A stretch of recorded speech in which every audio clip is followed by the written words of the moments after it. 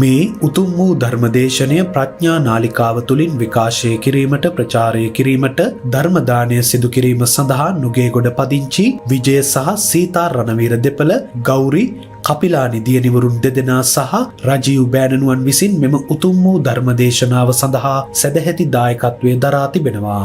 උතුම් වූ ධර්ම දානයන්ගෙන් ජනිත වන්නා වූ මහා පුණ්‍ය ශක්තියෙන් දෙසැම්බර් මාස 6 වන දිනට යෙදුන විජය සහ සීතා රණවීර දෙපළගේ 50 වන විවාහ සංවත්සරය සමරා එම දෙපළට දිගාසිරි පැතීමත් දියණිවරු දෙදෙනා සහ බෑණනුවන්ගේ ඉදිරි කටයුතු සාර්ථක වේවායි ප්‍රාර්ථනා කිරීමත් පරලෝ සැපත් දෙපාර්ශවයේම පියවරු දෙපළ සහ මෑණිවරු දෙපළටත් සොහොයුරන් ඇතුළු සියලු ඥාතිවරු පින් බලාපොරොත්තුවෙන් සිටී නම් මේ ධර්ම දානමය පින්කමේ පින් අනුමෝදන් වී මතු භවයන්හිදී ධර්මාවබෝධය ලබත්වායි ප්‍රාර්ථනා කරනවා. ගෞරවනීය පූජ්‍ය මීමුරේ ධම්මවංශ දේශකයාණන් වහන්සේට බුදු සසුන බැබලවීම සඳහා උතුම් ධර්මය දේශනා කිරීමට නිදුක් නිරෝගී සුවය ලැබේවා. උතුම් ධර්මාවබෝධයෙන් ශාන්ත සුවයෙන් නිවී සැනසේවා. මෙම අනගි අවස්ථාව දායකත්වයේ දරූ අයට සලසා දුන් ගෞරවනීය පූජ්‍ය රත්නපුරේ ධම්ම විමුක්ති හිමිපාණන්ට නිදුක් නිරෝගී සුවය ලැබ සිදු කරන සියලු සත් කටයුතු සාර්ථක වේවා. මෙම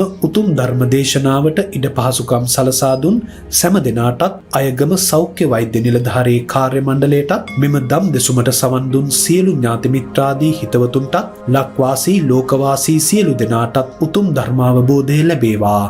ලොව පෙළෙන කොරෝනා වසංගතය ඉක්මනින් දුරු වේවා කියා බලාපොරොත්තු වෙනවා. එසේම වේවා කියා ආශිර්වාද කරනවා. නමෝ තස්සේ භගවතෝ අරහතෝ සම්මා සම්බුද්දස්ස. නමෝ තස්සේ භගවතෝ අරහතෝ සම්මා සම්බුද්දස්ස. නමෝ තස්සේ භගවතෝ අරහතෝ සම්මා සම්බුද්දස්ස. පුරාණමේතං අතුලනේතං අජ්ජතනාමිව නින්දන්ති තුන්හි මාසීනං නින්දන්ති බහුබානිනං මිතබානිම්පි නින්දන්ති නත්ති ලෝකේ අනින්දිතෝති. ධර්මානුශාසනාවෙහි සදහැවර අනුග්‍රහක දායකත්වයේ දරන්නා වූ පවුලේ ප්‍රමුඛ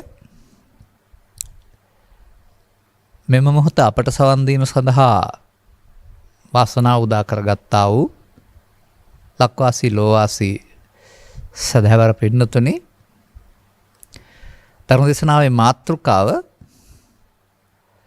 තථාගත බුදු පියාණන් වහන්සේ අතුල උපාසකට කරපු අවවාදය අදට වළංගු කරගන්නේ කෙසේදයි කියන එක. මේකට විනාඩි 5කින් විතර පරණ කතාවක් කියන්න ඕන. ඒක තමයි පුරාණ මේතං අතුල කියලා තියෙන අය. ඒකයි. අතුල උපාසක නමැත්තා පිරිසක් සමග බණහන්න හිතිලා ස්වාමීන් වහන්සේ ළඟට ගියයි කියලා තියෙනවා. පළවෙනියෙන් මහා කාශ්‍යප මහරහතන් වහන්සේට ළඟට ගියාම උන්වහන්සේ දූතාංගධාරියෙක් නිශ්ශබ්දව හිටියා. මොකොත් කිව්වේ නැතුව. මේකෙන් අතුල උපාසක නොමනාපයටපත් වෙලා ගිහින් පැමිණිල්ලක් සමග ආනන්ද හාමුදුරුවන්ට මට මගේ නම් දෙක මතක නැහැ දැන්. මේවා මේ කතන්දර කියවලා තියෙන්නේ 80 85 90 කාලේ, අද නෙවෙයි. උන්වහන්සේ මේක අහලා බණ කිව්වේ නැති එකනේ වැරද්ද. දීර්ඝ දේශනාවක් කළාලු. ඇල්ලුවේ නැහැ හිතට ටික වැඩි වුණා කාලේ. ගිහිල්ලා පැමිණිල්ලකුත් එක්කලා කියනවා අපි මහා කාශ්‍යප හිමියන් ගාවට ගියා. මෙහෙමයි උනේ. අවලා ගාවට මෙහෙමයි ගියා. දිග වැඩි බන්න තේර බර වැඩි. අනිත් හිමියන් රේවත වෙන්න පුළුවනි. නැත්නම් කවුරු හරි. උන්වහන්සේ සාරාංශ කරලා දේශනාවක් කළා. ඒක බර වැඩි වුණා. එකක්වත් ඇල්ලුවේ නැහැ. දැන් ගිහින් බුදුරජාණන් වහන්සේට පැමිණිලි කරනවා. වහන්සේගේ ශ්‍රාවකයෝ ගාවට බණ ටිකක් අහන්න කියලා ගියා. අපට බණක් කියන්න කෙනෙක් නැද්ද? ඔක්කොම වැරදි. අතුලට. අන්න බුදුරජාණන් වහන්සේ මාතෘකාව ගත්තා. අතුල ඕක පැරණි සිරිතක්. අද විතරක් තිබිච්ච එකක් නෙමෙයි. අද ටික තමයි දැන් මේ තුන් දෙනාටම මේ තුන් දෙනාම කරපු වැරදි එක අතුල දැක්ක එක. දැන් කියනවා නින්දන්ති තුන්නි මාසීනම් නිස්සබ්දව හිටියොත් එහෙම ඒකට බනිනෝ. ඒක වැරදක් දකින්න. නින්දා කරනවා. ඊළඟට වැඩියෙන් බන කියපු කෙනා නින්දන්ති බහුබානිනම් හුඟක් කතා කරපුවමත් ඒකත් වැරදි. මිත බහනින් පිනින්දන්ති. අර ටික බණක් කිව්වා. ඒකත් හොඳ නෑ. ඒකාන්ත වශයෙන්ම ලෝකේ නින්දා ලැබූ නොලැබුවෙක් නැත කියලා බණ කිව්වයි කියලා තියෙන්නේ අතුලට සෝවාන් වෙන්න. දැන් මේ කතාව තුළ මම ලස්සන ගැඹුරක් දකිනවා. ඒකයි මේක ගත්තේ මම. මේ සිද්ධිය ලෝකයා දකින්න හැටි. පෘථග්ජන ලෝකයාට ලෝකෙ පේන හැටි මේ පෙන්වන්නේ. ඔක්කොම වැරදි. අදටත් ඉතින් උදාහරණයක් වශයෙන් ගත්තොත් ආණ්ඩුවේ ඉන්න තාක්කල් අයවැය ලේඛනේ පරිසුද්ධයි හොඳයි. විපක්ෂයට ගියන් පස්සේ ඒකම වැරදි. ඒ අයවැය වැරදි. හැමදාම විපක්ෂයට අයවැය හොඳ නෑ. ආණ්ඩු පක්ෂයට සංවර්ධනය සඳහා අයවැය. මම දේශපාලන වශයෙන් පක්ෂග්‍රාහී වෙලා අන්තගාමී වෙලා නෙමෙයි පෙන්වන්නේ. ඔය 70 විතර ඉඳලා මට දැකපු දේ. අන්න ඒ වගේ මේ පෙනෙන දෘෂ්ටි කෝණය කාගේ එකක්ද කියලා හොයාගන්න වෙනවා. මොකද ඕක උදව් වෙනවා දුකට පත් වෙන ආකාරය සහ දුකින් මිදෙන්න. දැන් මම ඕකට තවත් පදයක් ගන්නවා මෙහෙම. මේ එකත් ඔය ධම්මපදේම තියෙන ගාතාවක්. ඒක තියෙන්නේ ඕක නෙමෙයි වෙනත් කාරණයක්. ඒක උපමාවකින් පෙන්වනවා. සේලෝ යතා ඒක ගනෝ. ගල් පර්වතයක් එකට බැඳුන සිදුරු නැති වාතේන න සමීරති. හුලං හැමෝට හතර දිශාවෙන් කොයි පැත්තෙන් හරි පොඩ්ඩක්වත් හෙලවෙන්නේ නැහැ. හුලඟ වැදිලා යනවා ඇරුණාම හෙලවෙන්නේ නැහැ. මොකද එකට බැඳී තිබෙන බැවින්. ඒවං නින්දා ප්‍රශංසාසු. අන්න ඒ වාගේ. අර තිබිච්ච නින්දා විතරයි මේකේ ප්‍රශංසාවක් තියෙනවා. නින්දා ප්‍රශංසාසු නින්දා ප්‍රශංසා යන්හි දෙකී නැත්තම් තව කොට ගන්න පුළුවන් ලාභාලාභ සැප දුක් නැන්සා අසාරස කියලා. අටලෝ දහම් හිම. න සමිජ්ජන්ති පණ්ඩිතා. මෙන්න මේ අටලෝ දහම නැමැති සොළඟට නොසැලවෙනවා නම් මේ පණ්ඩිතෙක්. දැන් අතුලල පණ්ඩිත නෙවෙයි මේ ගාථාවට දාල පුද්ගලයා එහෙනම් පණ්ඩිතෙක්. දැන් ඔබ අතුලගලාගේ චරිත අතුල හෝ අතුලි එහෙම ගමුකෝ අපි. අතුලගේ චරිතයට පනපවනවාද මේ වෙතන ඉන්නේ නැතුව මේ න සමිජ්ජන්ති පණ්ඩිතා ගල් පර්වතයේ හතර හුලාවෙන් හැමන හුලඟට සෙලවෙන්නේ නැති තැනට ඔබේ ජීවිතය පත් කරගන්නවාද? මේක තමයි බුදුදහමේ පරිවර්තනය. මිනිසාගේ ජීවිතයට ලබා දෙන පරිවර්තනය. මේක පිළිබඳව කිසියම් අධ්‍යයනයක් කරන්න ඕන. නැතු බෑ. ඇත්ත තේරෙන්න ඕනනේ. ලෝකයා හිතන්නේ ඒ ලෝකේ ඉන්න මිනිස්සුયો කරන කියන ප්‍රකාශම වැරදි Tamanට දෙන්නේ නිසා කියලා. ඒක තමයි උන්ගේ අස පෘථග්ජනතේ හැටි. නමුත් මම මෙහෙම කියන්නම්. ඔබට කිසියම් කෙනෙක් ඔබ ඉස්සරහා හොඳටම දොස් පවරනවා. මේක තේරෙන එක්කෙනා ඉන්නේ අනිත් අයට තේරෙන්නේ නැහැ. මේ භාෂාව මොකක් හරි කමක් නැහැ. තේරුම් ගත්ත කෙනා ඇස් රතු කරගන්නවා, මූණ රතු කරගන්නවා, කේන්ති ගන්නවා. තේරුම් ගත්තේ නැති අය hina වෙ ඉන්නවා. දැන් මේ දොස් පැවරීමේද මේ කේන්ති ගැනීම තිබුණේ කේන්තිය බාර ගැනීමේද? මේක අර නූතන මේ ස්මාර්ට් ෆෝන් වල තියෙනා වූ අර භාෂා පරිවර්තනය කිරීමේ හැකියාවගේ වගේ එකක්. බාහිර සිද්ධිය තමයි දොස් පැවරීම. නමුත් ඒ වචන උදව් කරගෙන ඒවා නරක එකක්ය මට බණින එකක් ආදී වශයෙන් පරිවර්තනය කරගත්තම තමයි බාර අරගෙන කේන්ති අවුස්සගෙන මුණ රතු කරගන්නේ. දැන් ඔබ දකින්නවාද එතන අනිත් දෙදෙනාටම සද්ද නම් ඇහුණා. නමුත් Tamanට කියන අදහස බාර ගන්නට පරිවර්තනයක් උනේ නැහැ. දැන් මේකෙන් දකින්න දොස් පැවරීම වෙනයි බාර ගැනීම වෙනයි කියලා. ඕවා තමයි පරිේශන. බලන්න ඕන නම්. දොස් පැවරීම වෙනයි බාර ගැනීම වෙනයි. නමුත් මේ එකට එකක් ශූන්‍ය මේ දර්ශනය අපි තේරුම් ගන්නේ නැහැ. අපි ලෝකේ ජීවත් වෙන්න ගිහින් අර බාහිර ලෝකේ පවතිනා වූ දොස් පැවරීම හරි ප්‍රශංසාව හරි අදාළ කොට දෙපැත්තට අදාළ කාරණා ටික ආශ්‍රයෙන් එයට බාර ගන්න සහ ප්‍රතික්ෂේප කරන ආයතනයක් හිතේ හදා ගන්නවා.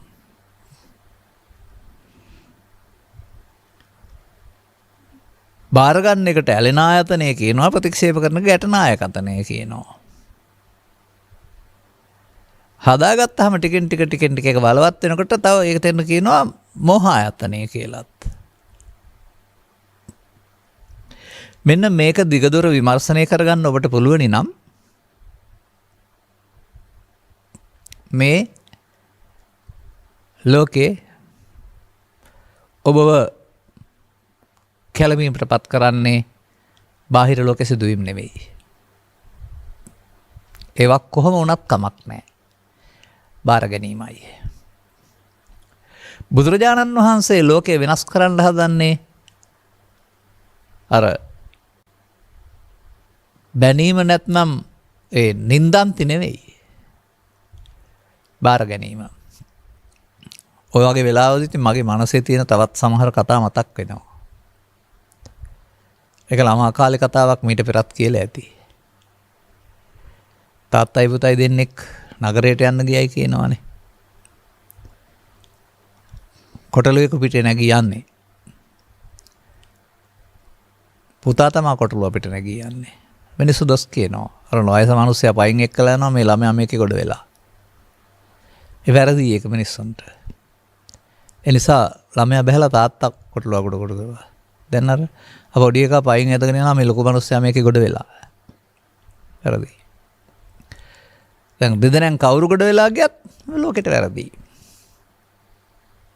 පසුව දෙදෙනා බහැලා කකුල් දෙක එකට ගැට ගහලා මේ ලීයක් දාලා කොටලුවක් කර තියාගෙන ගියයි කියනවානේ.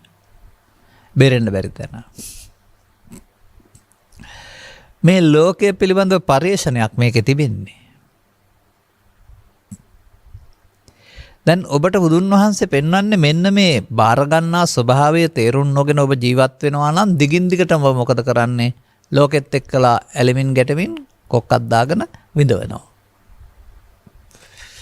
අදාළ කාරණා පුංචි ප්‍රත්‍ය විතරයි ඔබ චිත්තාභ්‍යන්තරේ පෝෂණය කරගත්තා වූ ආකාරයට උපදින්නා වූ විතරකෙන් ඔබ දුක් විඳිනවා. නින්දා කරනවද? නින්දාවක් හදා ගන්නවද? ප්‍රශංසා කරනවද? ප්‍රශංසාවක් බාර ගන්නවද? නමුත් මේකට පෘථග්ජනයා ඇලෙනවා. ප්‍රශංසාවට ඇලෙනවා. යසට ඇලෙනවා. කීර්තියට ඇලෙනවා. ඇලීම තුළින් ඒකට තිබෙනා වූ විතර්කයේ කාමයේ බහුල වෙනකොට ඒක නැති වෙනකොට ගැටීම ඇති වෙන එක නැත්නම් අකමැත්තත් බහුල වෙනවා. අන්න එහෙමයි මේ ලෝකේ නිදහස් වෙන්න නිදහසේ ජීවත් වෙන්න ආපු අපි මේ ලෝකේ කාරණාවලට ප්‍රතිචාර දක්වන්න හේවත් බාර ගණ්ඩායි ප්‍රතික්ෂේප කරන්නයි ගිහින් බාර ගැනීම මම ප්‍රතික්ෂේප කිරීම මම බවට පත් වෙන්නේ. ඒ මම මුලින් නෑ. භාෂාව නොතේරෙන විට සහ ඒවයි අගයක් ලොකුකමක් කුඩාකමක් නැති විට මුලින් මේ මම නෑ. කය තිබුණා. දැන් ක්‍රමයෙන් ඒවට අගයන් එකතු කරමින් ඔබ මේ බාර ගන්නා මූලස්ථානය හදා ගන්නවා. එතෙන්ට කැටේට සල්ලි දානකොට එකේ කැටේ මුදල් අයකේ බහුල වෙනවා වගේ නැවත නැවත කරන්න බාර ගන්න ඒක විශාල වෙනවා. දැන් මේක ඔබට ධර්ම ශ්‍රවණය කරන්න ලැබෙන තාක්කල් මේ මග ඔබින් යනවා. ඔබ යනවා. ගිහිව හිටියත් පැවිදිව හිටියත් උගතෙක් වුණත් නූගතෙක් වුණත් තව නූගතෙක් නම් වැඩි සමහර විට. අනතුරු ඔබ ළඟ මුලින් තිබුණේ නැති ප්‍රබල චරිතයක් හැදෙනවා. ඒව ආශ්‍රයෙන් මුලින් ඉතින් සංවේදී දරුවෙක් විතරයි. අදාළ කරුණ වලට ඇලෙන ගැටෙන දක්වන ප්‍රතිචාරයන්ට අනුව රාග චරිතය, ද්වේෂ චරිතය, මෝහ චරිතය, සද්ධා චරිතය, බුද්ධි චරිතය, විතක්ක චරිතය පොතේ බෙදලා තියෙන්නේ. ප්‍රධාන වශයෙන් රාග දේශ මොහ තව සද්ධා බුද්ධි විතක්කත්. දැන් මේ චරිතරේ පෝෂණය වෙන්නේ කොහෙන්ද? මේවට පෝර හම්බ වෙන්නේ කොහෙන්ද? බාහිර ලෝකයේ පවතින සිද්ධීන්ට දක්වන ප්‍රතිචාර මත. මම හිතන්නේ අතුල උපාසකට බුදුරජාණන් වහන්සේ මේ කරුණ තමයි පැහැදිලි කළේ. ඒකයි අර ඒ සිද්ධිය අලලාම කරන දේශනයක් කියලා කියන්නේ ඒක. තථාගතයන් වහන්සේගේ ධර්ම දේශනාව ඒ මොහොතට අදාළ සිද්ධිය අලලා කරන කරුණු පැහැදිලි කිරීමක්. දැන් අර මනිත් ගාතාව ගත්තේ මම මේ චරිත දෙක ලෝකේ තියෙනවා. බැලුවහම මේ සමාජයේ හුඟක් ඉන්නේ අතුලලා සහ අතුලිලා. හොස්සාගින් මැස්ස යන්න බැරි. ලෝකේ තියෙන මොනම කාරණයක් නිසාවත් ප්‍රතිචාරම් දක්වා ඉන්න බැරි. තින්ත උරා ගන්න බ්ලිටින් පේපර් එකක් වගේ සියලු දේවල් Tamanට කියලා ඇඟේ ගහ ගන්න. තවත් ඉතින් කියනවා අහක යන කුණු ඇඟේ ගහ ගන්න. බාර ගන්න. බාර ගැනීමෙන් බාර ගන්නා මධ්‍යස්ථානයේ සෑදේ. ඒ බලවත් වෙනකොට එය මම බවට පත් වේ. අනතුරු ඒක ඔය තියෙන කාරණා මට බැන්නා මට ගැහුවා මට පහර දුන්නා මට මදිකමක් කළා කියලා මට කියලා බාර ගන්නවා.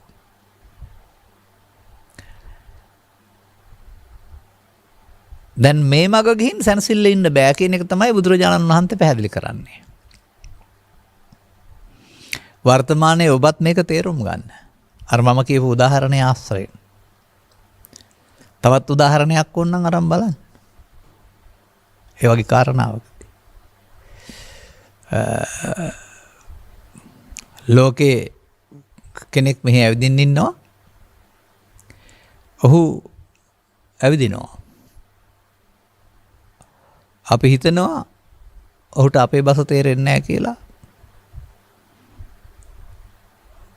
මොකක් හරි තව පරසුද්ධාරි මොකක් හරි කියලා මොනටම බනිනවා. ඒ අනිත් කෙනාට hina වෙන්න පුළුවන්. මොකද කීවට තේරෙන්නේ නැන්නේ මොකද්ද කිව්වේ කියලා. නමුත් අපේ කෙනෙකුට ඒක කිව්වහම නම් එයා කේන්ති ගන්නවා. සිද්ධිය එකක්. කේන්ති ගැනීම යන සිද්ධියද බාර ගැනීම සහ බාර නොගැනීම අතර වෙනසක්ද? අර ඔහොම කතාවකුත් තියෙනවානේ.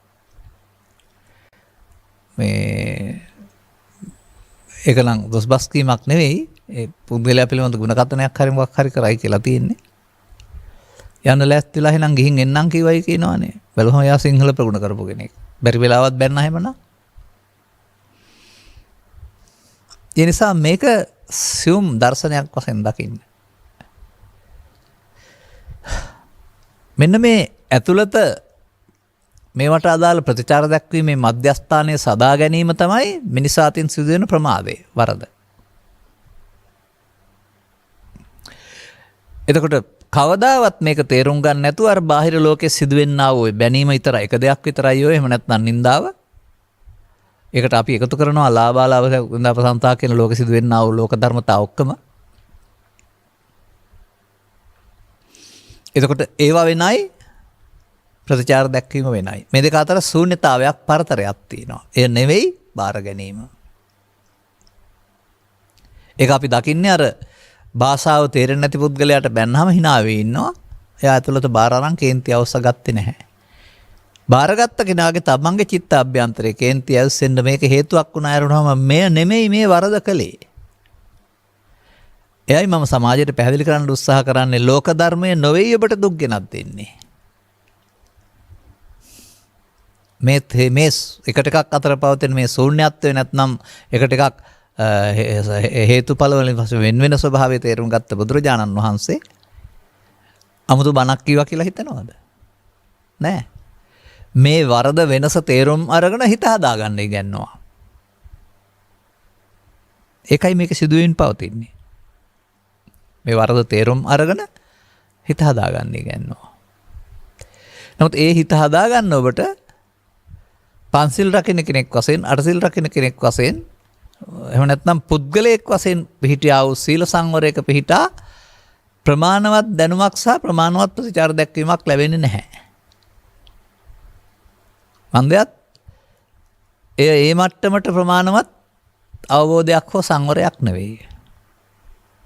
හන්දයත් ඒක තුළ යමක් වැරදි ඒ නිසා ඒක කරන්නේ නැහැ කියන පොරොන්දුව පිට වලකින වැරුණාම ඒක අර චක්කුණා සංවරෝ සාදු සාදුසෝතේන සංවරෝ කියන ගාථාවෙන් අදාළ සංවර කර ගැනීමට අදාළ මාර්ගයට යවෙන්නේ නැහැ.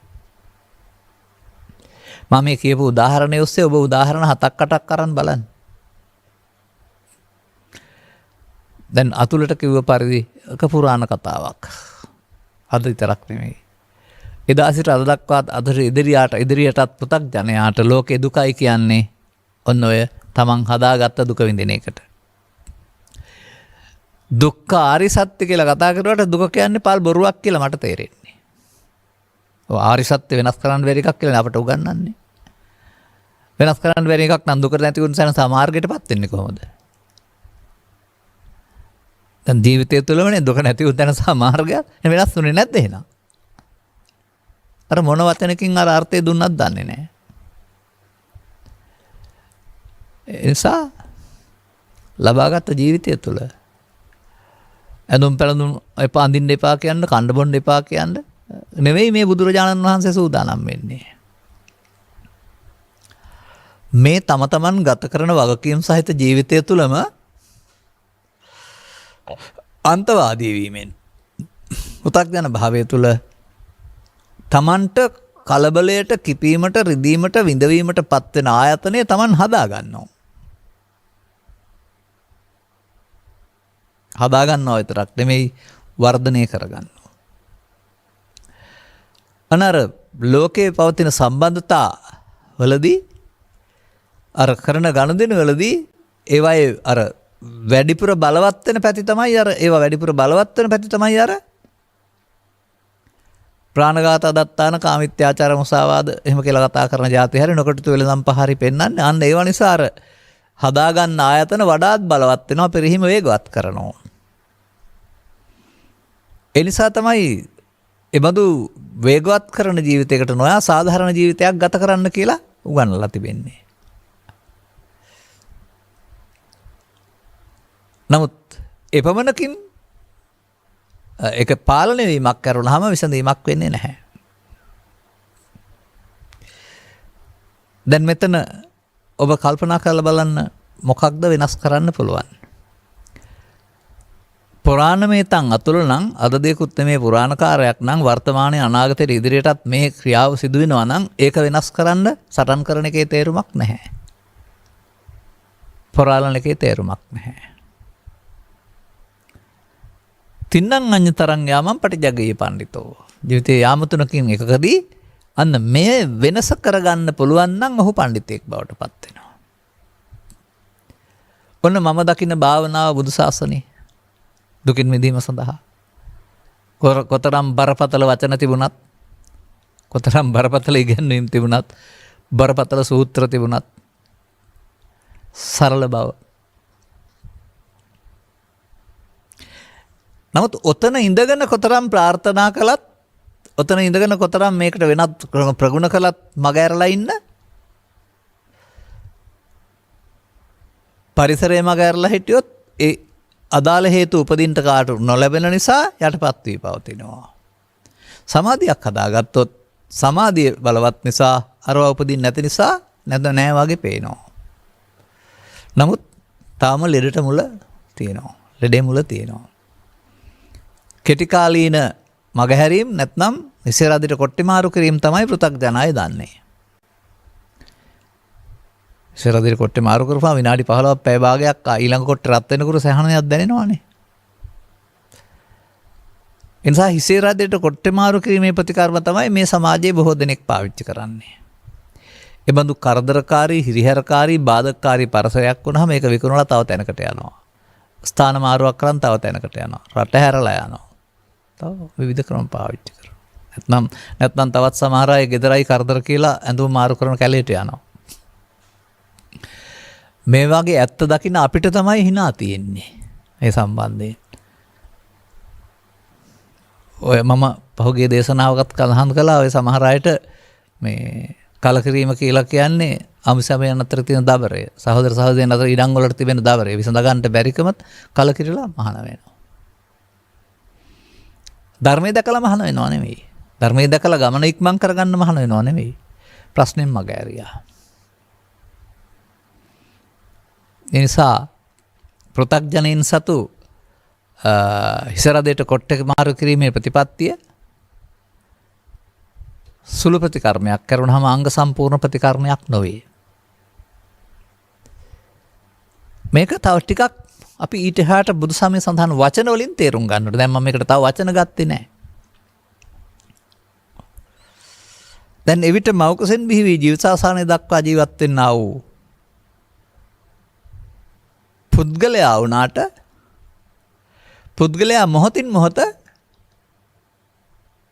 ඇසෙන් කනට කනෙන් නාසයට නාසයෙන් දිවට දිවෙන් කයට කයෙන් සිතට ඇවිදිනවා මාරු වෙනවා.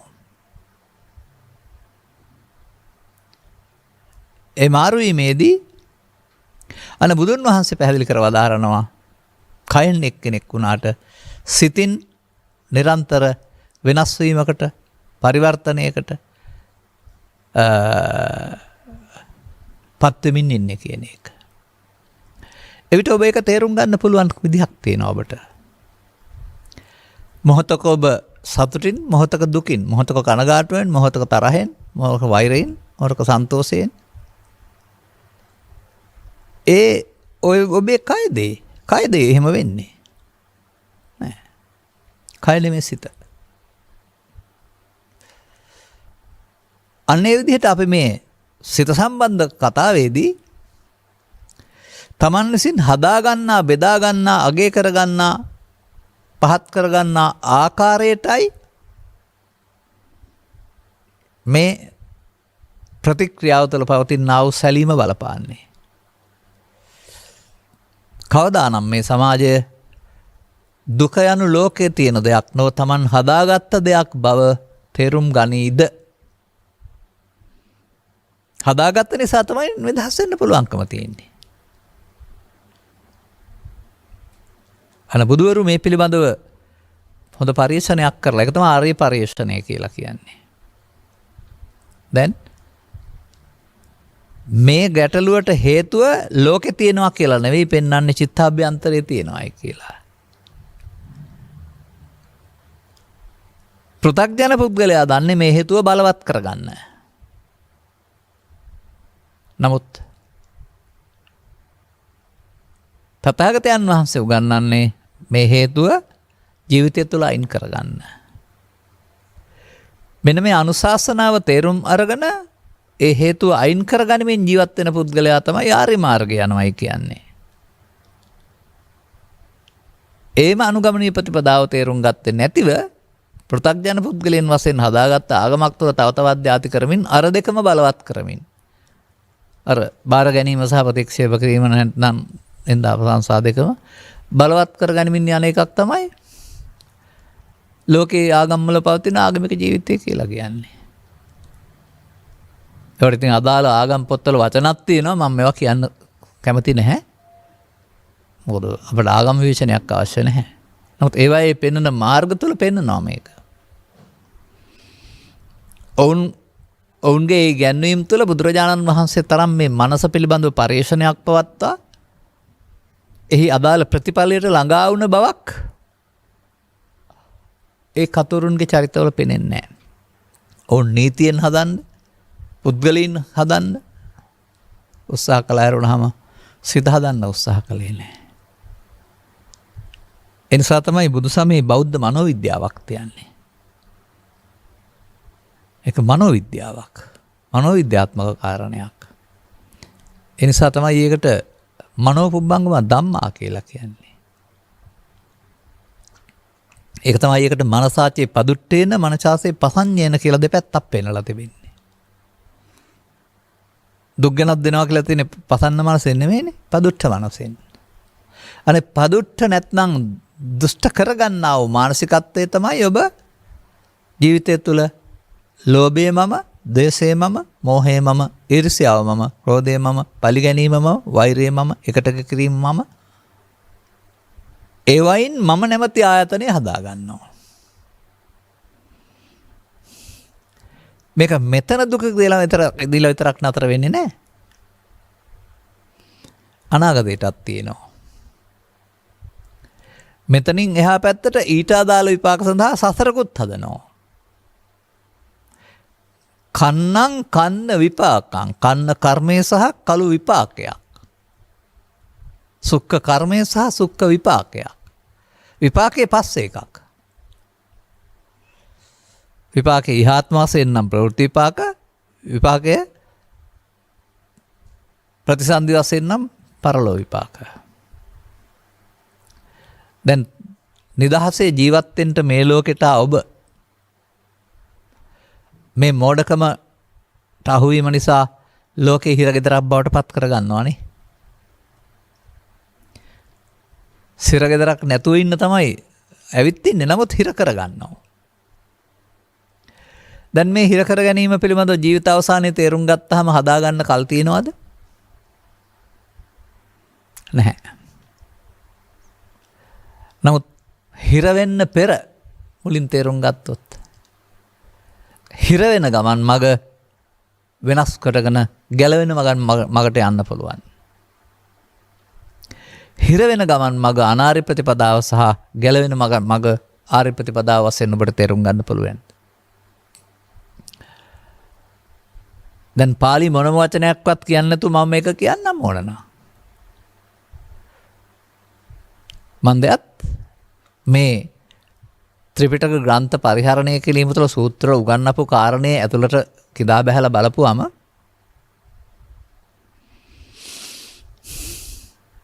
සම්පූර්ණ මේ සූත්‍ර සියල්ල ඔබ පිළිබඳව කරන ලද ද්විත්ව පරිශ්‍රණයක්. ඔබේ ඇස කන නාසය දිවකයෙන් ඔබ වරදිහි බැඳෙන ආකාරය, සසරට බැඳෙන ආකාරය, දුකට බැඳෙන ආකාරය පිළිබඳව කළා වූ විග්‍රහයක්. ඒ විග්‍රහය පමණ නම් බුදුසම දුක්ඛාගමක්. ඔය ඇතැම් උගතුන් කියන්නේ වර්තමානයේ බුදු සමය ගැලපෙන්නේ නැහැ, බුදු සමය දුක්ඛාගමක් කියලා. ඒ භාගයක් හොයපු අය. අංග සම්පූර්ණ පරිශ්‍රණයක් කළා නම් බුදු සමය හැමදාටම ගැලපෙන මිනිසුන් වර්වාත් හොඳ සන්තෝෂෙන් තියන්න පුළුවන්. අර ලෝක ධර්ම සියල්ල සිදු වෙද්දී ඒව පිළිබඳ කිසිදු ආකාරයක ගැටීමකින් තොරව ඉන්න පුළුවන් දුක නැති වූ ආගමක්.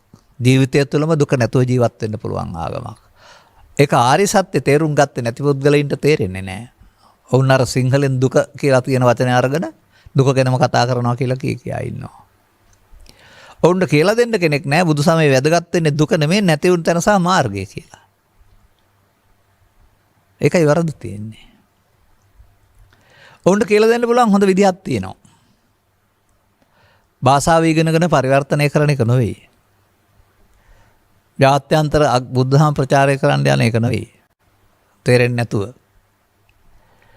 මෙය තේරුම් ගත්ත මිනිසුන් රොබර්ට් නොක්ස්කී වාසේ ලෝදහම හමුවේ අකම්පිතව සතුටින් ජීවත් වෙන බව ලෝකෙට පෙන්වන්නට ඇරීම, පෙනෙන්නට ඇරීම. ප්‍රදර්ශනය කරන්න යාම නෙමෙයි බලෙන්. මෙන්න ඔවුන් අනුගමනය කරන දර්ශනයේ ප්‍රතිඵල ඉහාත්ම වශයෙන්ම කියලා අපි තුලින් පේන්න ඕන.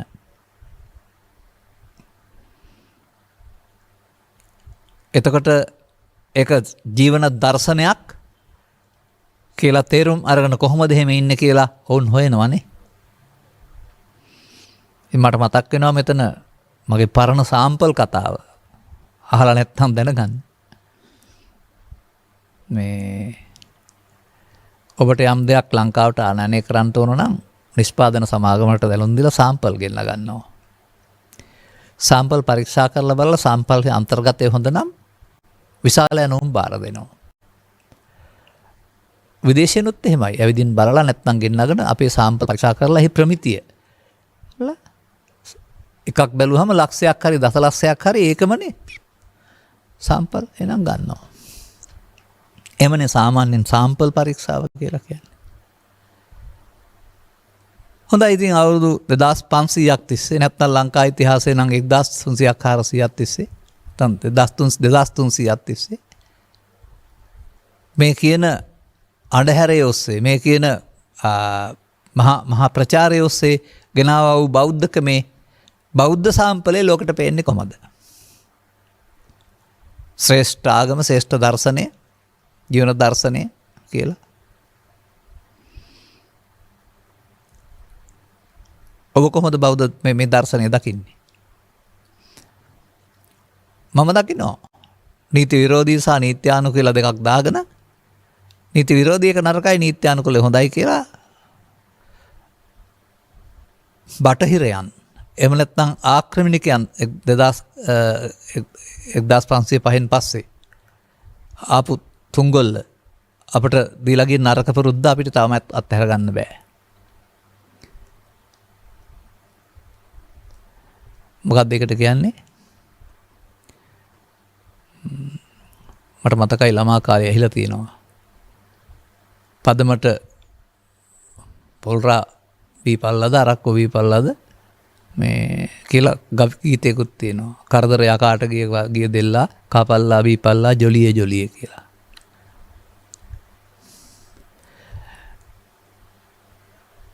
පරිහානිය සඳහා හේතු වෙන්නා වූ සුරාපානය මදයට සහ ප්‍රමාදයට හේතු බැවින් නොකළ යුතුයි කියලා ශික්ෂා පදයකින් 100%ක්ම පාලනය විය යුතුයි කියලා උගන්වා තිබෙන බුදු සමයේ පවතින රටේ 80%ක් මද්යපාන ලෝලීන් බේබද්දන්. ඔන්න බෞද්ධ සාම්පලයේ. අවුරුදු 2300ක් ගින් හැදිලා තියෙන හැටි.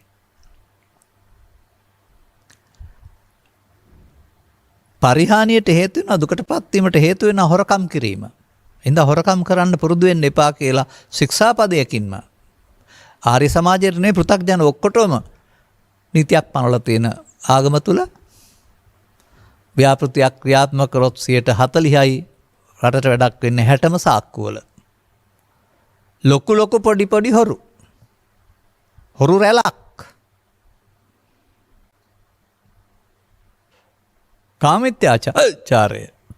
කාමිත්‍යාචාරය වැරදි දෙයක් නොකළ යුත්තක් කියලා ශික්ෂාපදයකින් පනවලා තියෙන රටෙහි නීතියට හොරෙන් මෙලොවට එන්න ඉන්න දරුවන් මව් කුස තුලම උපදිනවට වැඩිය ගබ්සා කරන රටක් මේක.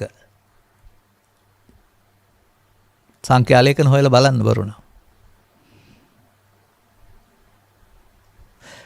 ත්‍රිපිටකයේ පවතින පුත්තා වස්තු මනුස්සානම් බුදුන් වහන්සේ වදාළ දරු සම්පත් කියන එක කරදරයක් කරගෙන ඝාතනය.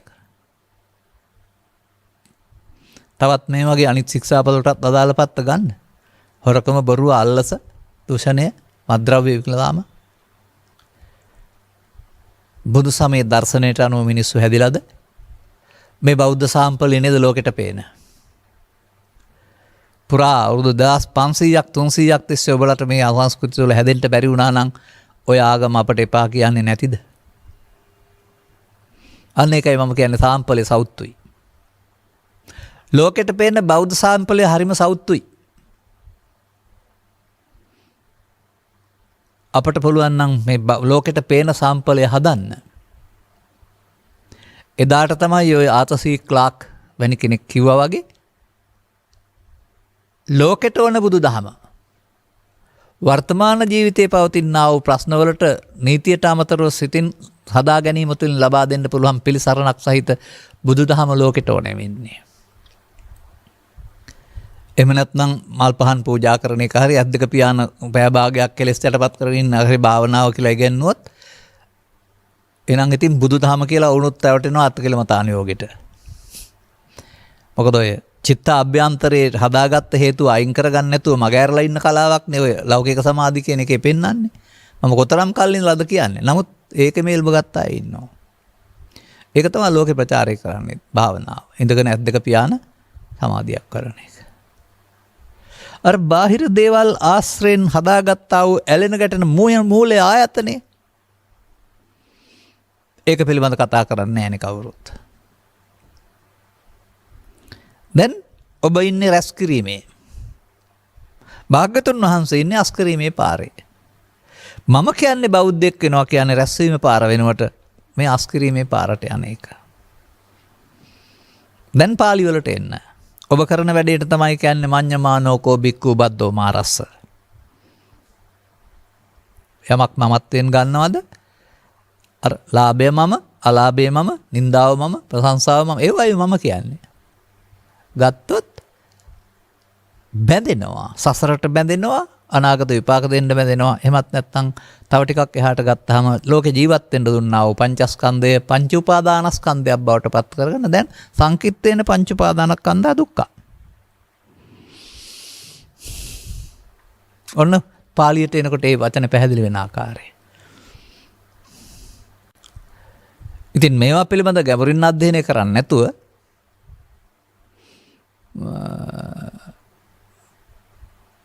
බුද්ධං සරණං ගච්ඡාමි බුදුන් සරණ යමි ධම්මං සරණං ගච්ඡාමි ධම්මං සරණ යමි සංඝං සරණ සංඝං සරණ යමි කියලා ඉතින් එළියෙන් තියාගෙන ඔයාට අදාළ තුන් පැත්තක් හදාන ඉතින් වදිනවා පදනවා පූජා පාත්වනවා.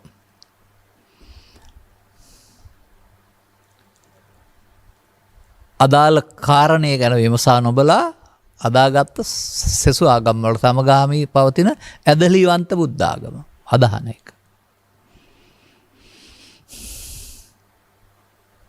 තව ඉතින් මේ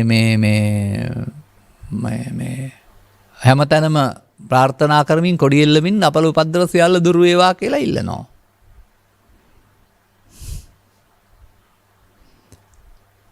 නමුත් මේ අපල උපද්දව හැදෙන්නේ බාර ගැනීමෙන් බාර ගන්න නැත්නම් අපල උපද්දව කියලා එකක් නැහැ කියලා බුදුදහම උගන්වනවා. එයි අර මේ නක්කත්තම් පාතිමාතේතං අත්තෝ බාලා උපජ්ජගා අත්තෝ අත්තස්ස නක්කස්ත කිංකරිත් සම්ති තාරකා. නැකතක් කෙනතුරු බාලයෝ බලන් ඉන්නවලු. වැඩේ කරන්න ඕන නම් නැකත වැඩේ කරන එක තාරකා මොනවා කරන්නද කියලා බුදුහාමුදුරුවෝ අහනවා. නක්කත ජාතකේ. අපි ඉතින් හඳහන බලලා අපලා ඉතින් අපල දුරු කරගන්න ලෑස්තිය කාට හරි බාර දීලා. ඇයි මේ බුදු සමයෙන් උගන්වන්නේ අපලේ සපලේ දෙකමයි බාර ගන්න නැති එක නේද? අපල කියන්නේ අලාභ. දුක. සපල කියන්නේ සැප. ඒ ඇලීම තුළ නේද ඒක ප්‍රශ්නයක් වෙලා තියෙන්නේ. ඔබ මේ පුද පූජා පිටිපස්ස ගිහින් මේවට යදින්නේ යාඥා කරන්න මේක ගැන දන්නේ නැති නිසා නේද මේ? ඔය කවුරුත්ගෙන් ඉල්ලුවේ නැති වුණාට මේ හිත හදාගන්න පුළුවන් නම් මේවා වදින්නේ නෑ නේද? ඒක නේද බෞද්ධ දර්ශනය බෞද්ධ චින්තනය. කොතරම් දුර වරදි පාර ගිහින්ද? මට පේනවා යනකොට ඔය යම් තැන්වල දැන් යවෙන්නෙත් නෑ ඉස්සර වගේ. නමුත් යනකොට හැමතැනම ඉතින් කොඩි වැල් වල එල්ලලා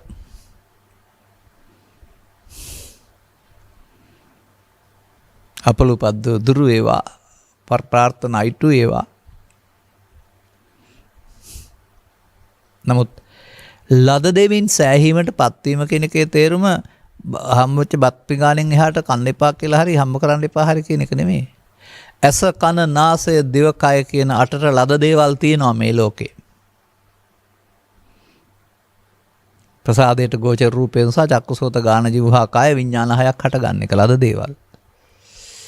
ඔබ මේක හරි වැරදි හොඳයි නරකයි කියලා චිත්තාභ්‍යන්තරය අරගෙන විඳවනවා.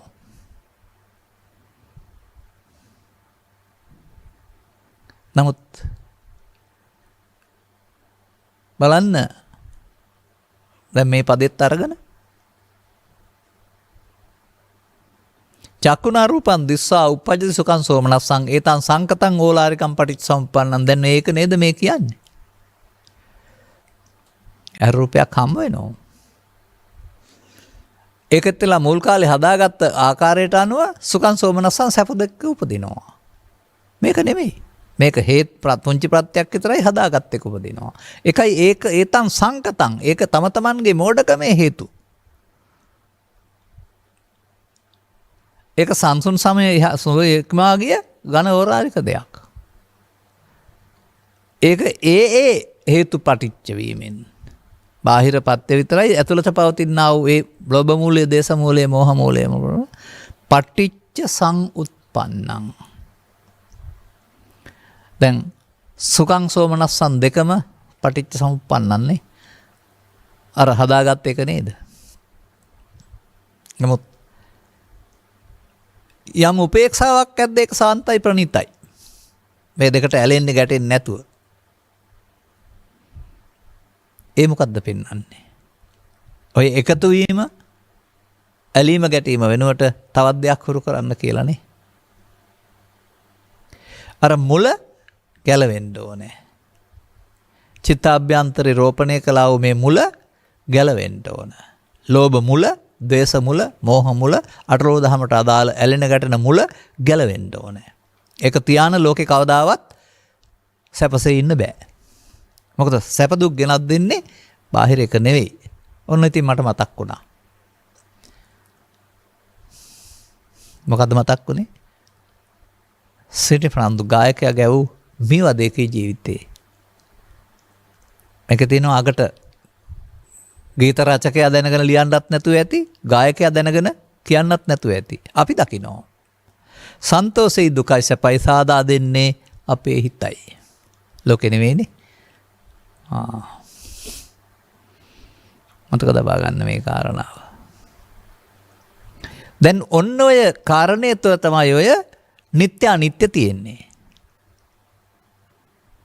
ඔය ඇලෙන ගැටෙන බාර ගන්න එක තමයි මගේ ආත්ම කොට ගැනීම හේවත් නිත්‍ය සුඛාත්ම කියලා කියන්නේ. ඉතින් නිත්‍ය සුඛාත්ම කොට ගැනීමෙන් මායයට බැඳේ, දුකට බැඳේ. බැලුවම මේකේ 아무තු ධර්මයක් තියනවාද? ජීවිතය පිළිබඳ අසකනාසය ආශ්‍රයෙන් විමර්ශනයක් නේ තියෙන්නේ.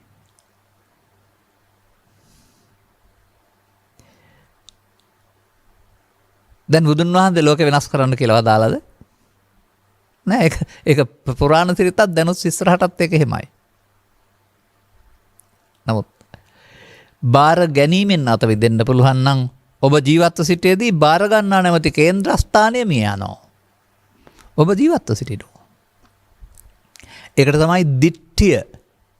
දිට්ඨිංච අනුපගම්ම සීලවා. ඒක දිට්ඨියක්. තියෙන එකක් නෙමෙයි, හදාගත්ත මතයක්.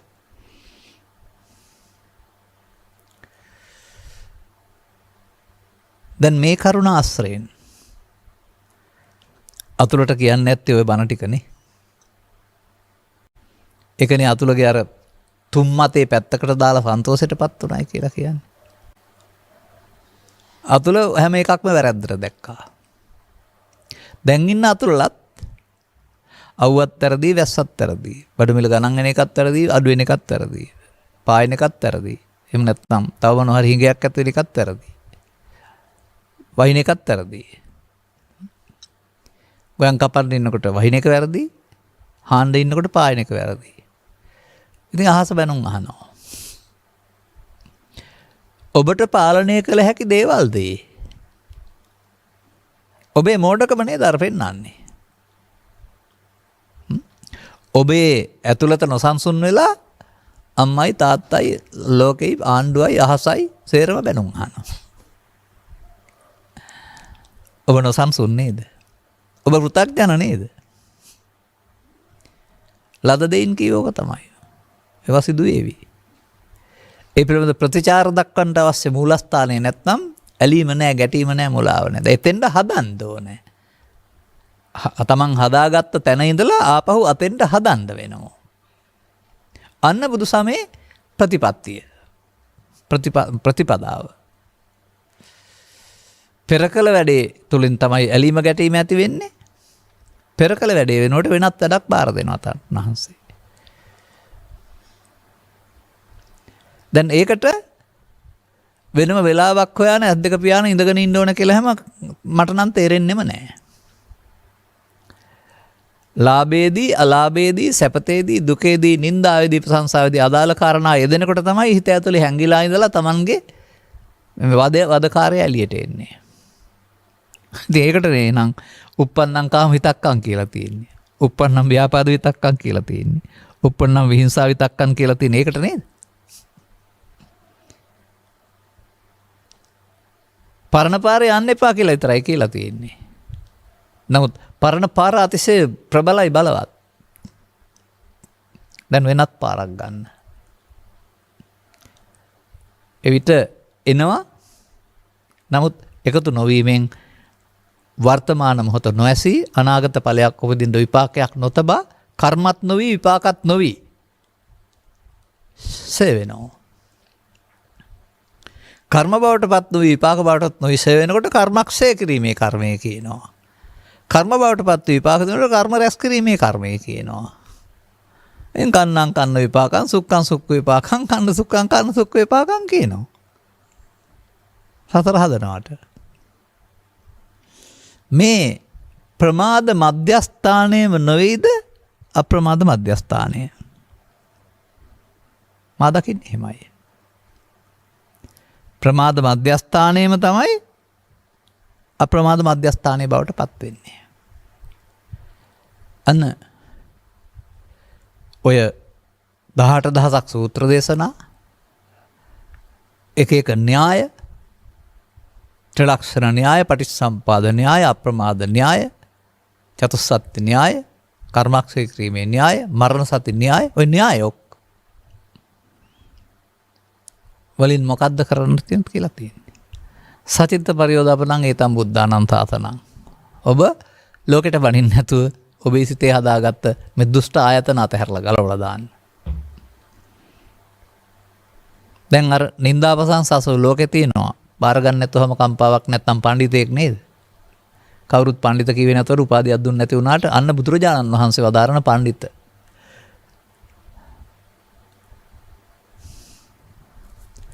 මේකට කියනවා තවත් පදයකින් අධ්‍යාත්මික ආයතන ශූන්‍ය වෙනවා කියලාත්. තවත් පදයකින් කියනවා ලෝභ මූලය, දේශ මූලය, මෝහ මූලය අක්‍රිය වෙනවා කියලා. දැන් ඒ විට කවුද නැත්තේ? අර බාහිර ලෝකේ අරලෝ දහම නැද්ද? Taman තුල බාර ගන්නා නැද්ද? ඔබ ඉන්නවා. මට බැන්නා, මට ගැහුවා කියලා අර මට කොට ගන්න එක තමයි මේ අල්ලා ගැනීමෙන් තැවුල දේශනා කිරීම කියන බුද්ධ වචනෙන් පෙන්නලා තිබෙන්නේ. එහෙනම් බැනීම හෝ ප්‍රශංසා කිරීම වෙනයි, බාර ගැනීම, අල්ලා ගැනීම වෙනයි. ඔබට මේක නවත්තන්න බෑ, මේක හදන්න පුළුවන්. මේ ටික කරන්න පෙරම් පුරන්න ඕනේද? අනාගත බුදුහාඳුනන කල් ඉන්න ඕනේද? මරණයෙන් පස්සේද මේක හමු වෙන්නේ? අර නකලුවිතුමාට පෙන්නුවේ මේ කය තුලමයි කියලා. කය ලෙඩ වෙනවාමයි, කය ලෙඩවදී සිත ලෙඩ නැතුව ඉන්න කියලා.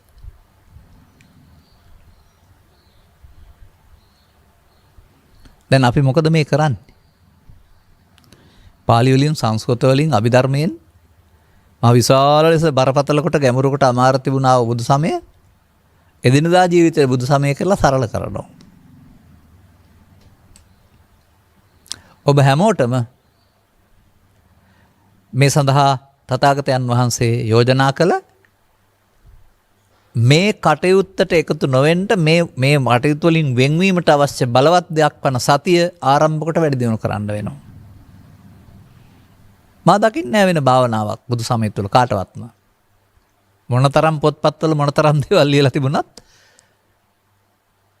ඒකායනෝ අයම් බික්ක වේකම මාර්ගයක් තියෙන්න ඕන. වර්ධේ බැඳෙන්න එක මාර්ග තියෙන්න පුළුවන්. නමුත් අල්ලා නොගැනීම කියන වචනේ කාටද වළංගු නැත්තේ?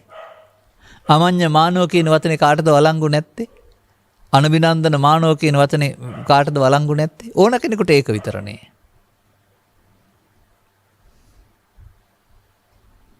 තව වචනයක් තියෙනවා. යංකෝ බික්ක අනිච්ඡං තත්‍රතේ ඡන්தோ පහතබ්බෝති.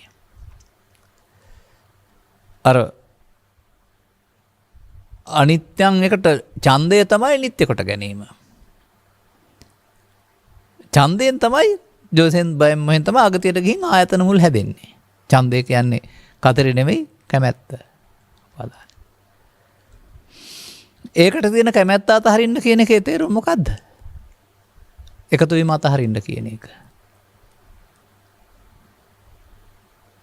එතකොට අල්ලා ගැනීම අතහැරීම, එකතු වීම එකතු නොවීම පොඩි වදන් දෙකක් විතරයි. නමුත් බරපතල වෙනසක් ඇති කරනවා. එකතු වීම බරපතල ලෙස දුකටපත් කරනවා. එකතු නොවීම බරපතල ලෙස ඔබ දුකින් ඈත් කරමින් නිවීම කරාගෙන යනවා.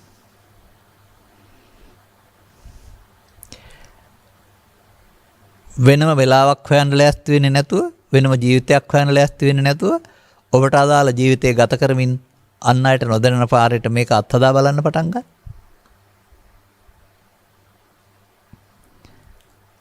මන්දයත් තිත්තං චරණ සින්නවා සයනවා යාව තස්ස විගත මිද්දෝ. ඒතං සතින්.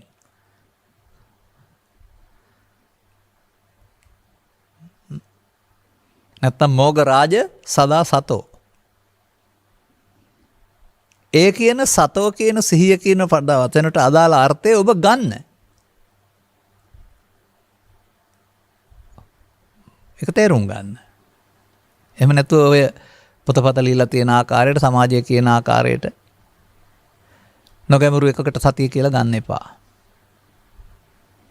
මේ පරණ කුණුගොඩට එකතු වෙන්නට තිබෙන්නා වූ ගිජුකම, ලෝභය, ද්වේෂය, මෝහය එන වෙලාවට එකතු වෙලා තියෙන පුරුද්ද නවත්තන්නට සතිය.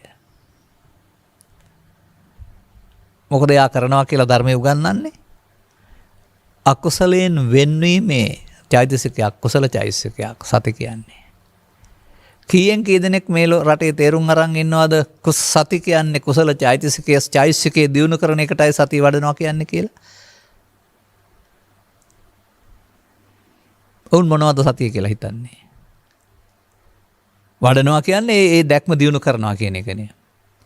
ඉතින් මේක තේරුම් ගත්තේ නැතුව හොඩිපතේ ඉන්න තාක්කල් කාගේද සතිය වැඩෙන්නේ? ඔබ හැමදාම ආනාපාන සති ඉහළ පහළ යාම සිහිය කියලා හොඩිපතේ ඉන්නවා පෙරපාතලේ. නමුත් තථාගතයන් වහන්සේ වඩනවා, වැඩි දියුණු කරනවා කියන අර්ථයක් පෙන්ලා තිබෙනවා. මොකද මේ එකතු වීම නැමැති හොරාට පැනලා යන්න ලේසි සතිය නැතුවම සතියට තමයි යාව පේන්නේ. අනිත් හැමෝටම වඩා තමන්ට තමන් පේන්න ගන්නවා. ඒ වගේම උදව්වට ඉන්න අනිත් අයටත් තමන් රතු ඉර පනිනකොට එයාට පේනුනේ නැත්තම් අනිත් අය පෙන්වන්න දන්නවා. ඒ අන්‍යෝන්‍ය සහයෝගයක් තියෙනවා. අනතුරු වෙන්න ඕන කාරණේ දන්න මනුස්සයාට තමන්ගේ මේ මූලය අයින් කරගන්නට ඒ අවිස්සන එක බාහිර සමාජයෙන් අවුස්සන එක කරදරයක් නෙමෙයි, උදව්වක් වෙනවා. දැන් ඔය බිරිඳම උදව්වක් වෙලා බිරිඳම කරදරයක් වෙන්නේ. සැමියාම මිහිරක් වෙලා සැමියාම අමිහිරක් වෙන්නේ. ඒ මිහිර දෙම අමිහිර වෙනවනේ. අන්තිමට මේ බාහිර සාධක නිසා ඔබ කරදරයටපත් වෙන කරදරේ ආපහු ඔබට ඒ අයින් කරගන්න උදව්වක් වෙන තැනට ඔබ හැරෙන්න ඕනේ.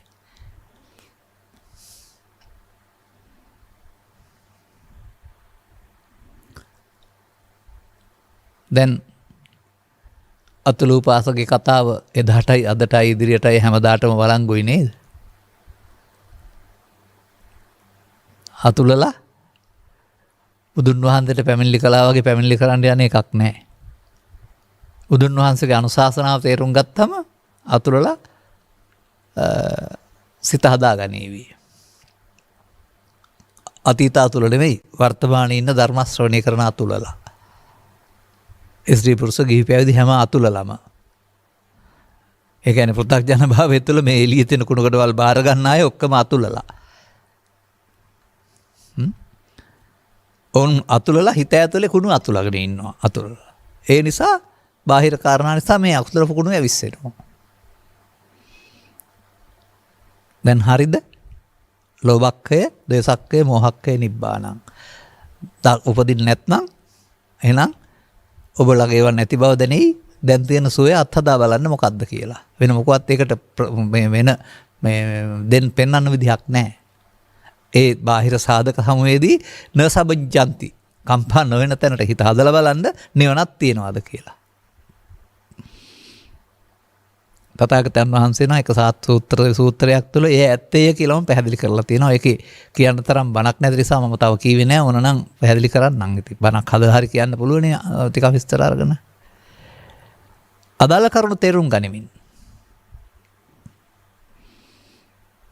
මේක තමයි ප්‍රතිපත්ති පූජාන් බුදුන් පිළිම බුදුන් නැති යන මාර්ගය.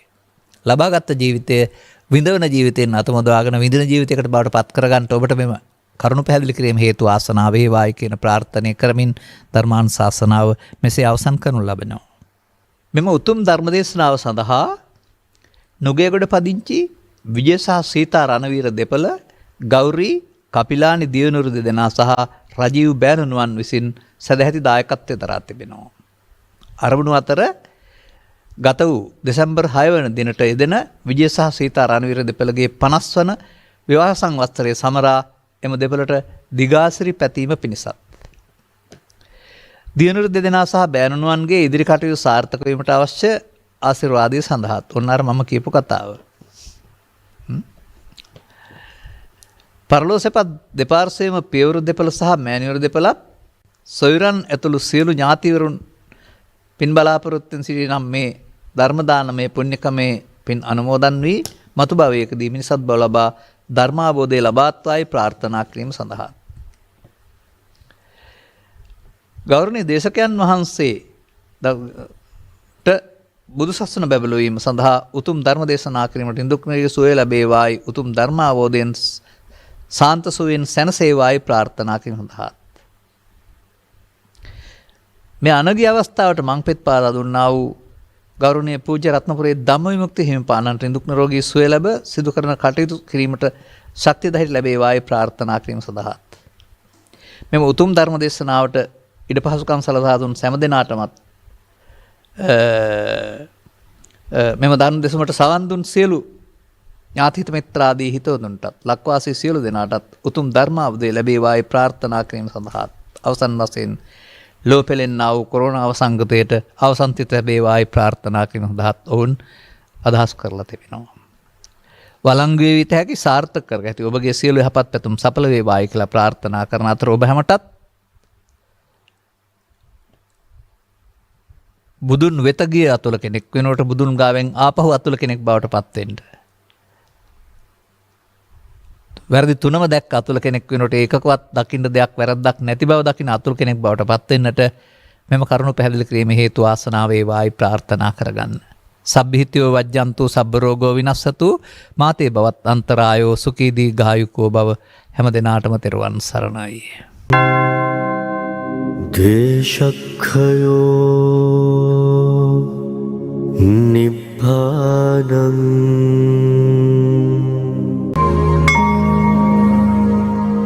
මේ උතුම් වූ ධර්මදේශනය ප්‍රඥා නාලිකාව තුළින් විකාශය කිරීමට ප්‍රචාරය කිරීමට ධර්මදානය සිදු කිරීම සඳහා නුගේගොඩ පදිංචි විජය සහ සීතා රණවීර දෙපළ ගෞරි කපිලානි දියණිවරුන් දෙදෙනා සහ රජීව් බෑණනුවන් විසින් මෙම උතුම් වූ ධර්මදේශනාව සඳහා සැදැහැති දායකත්වය දරා තිබෙනවා.